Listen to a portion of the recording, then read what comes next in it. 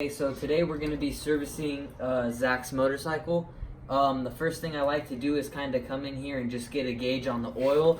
If you look right here, you can see that Yamaha gave us this awesome little clear window for us to get a look and see at the oil level. The bike's kind of tilted on its kickstand right now, so it looks really low. But if you tilt it back over, you can kind of see the oil comes, and we're about at halfway, which is okay. But if you can see, the oil is just completely dark, almost black, which is just not good at all. That's not what you want, and you would prefer it to be fully up at the window. So we're gonna kind of get a oil change going for him today, and then we might be checking out his filter underneath this cap right here. All right, so the first thing I'm gonna do is grab my discarded oil reservoir, because that's just a safe way to discard of the old oil. And then the second thing I'm gonna do is come down here, locate the drain bolt, which is right here on this Yamaha. I'm gonna come and I'm gonna put my reservoir right underneath it. That way we'll catch all that old oil. And then I probably should be wearing gloves for this. So I come, unscrew.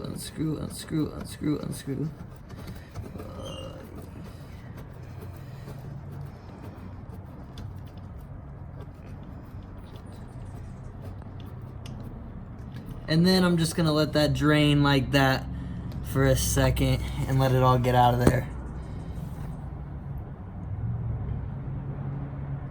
Now what I like to do after I've let the oil sit and be draining for a little bit is I like to take off the oil filter cap, and as you can tell, just be careful because each screw is a different size, so you need to know where they came from, and that's why I like to set mine apart so I know.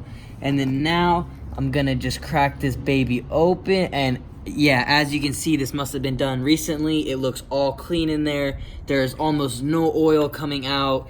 Even the cap itself, the oil you see is clean, not dirty. So we're all good to just put this thing right back on and screw it on up. So now since we're all done with that, we're just gonna screw the drain bolt on right back up in here, like that. So now the next thing for us to do is just unscrew off this Phillips bolt here. And then we're just gonna come in here with the siphon and insert it. And so now I'm just gonna grab my oil here. It's this 530 MX oil. It's really good for motorcycles. It's just my preferred use. And we're just gonna come in and slowly start to pour it on in here. Just remember though, less oil is always better than more, because you can always put more in, but it's a lot harder to take it out.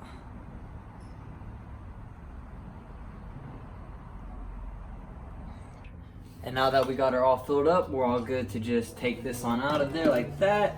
Grab the Phillips bolt, make sure the O-ring's on there, and then just start to screw it right back on.